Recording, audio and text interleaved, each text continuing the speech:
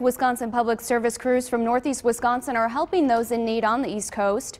Workers arrived last weekend to repair downed power lines. WPS crews are working 16-hour days to get the power back, and they're on the move to deal with the hardest hit areas.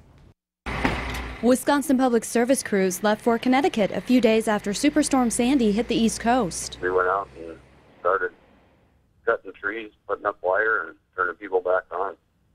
And we did that for probably the last few days.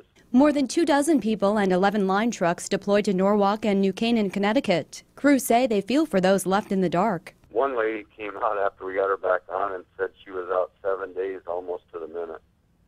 And, and it gets pretty cool at night, or it has been, so yeah, it's pretty rough. Hughes says while crews have certainly dealt with people's frustrations, residents on the East Coast have also been very gracious. People come up and shake your hand, say thanks. They really appreciated it. Now that a nor'easter has left its mark, bringing a messy mix of snow, rain, and slush to sandy-damaged areas, the work will continue. We got snow here.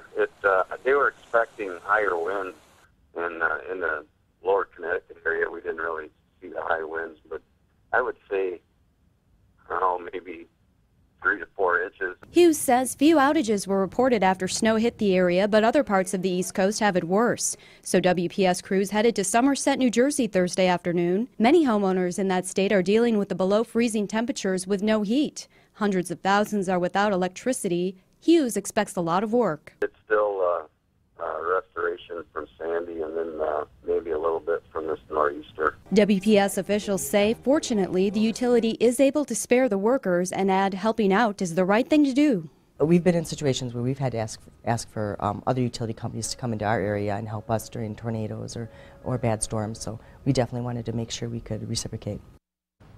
Now, WPS crews are expected to return here to Wisconsin next Thursday. If more help is needed, the utility will evaluate its resources and possibly send additional help.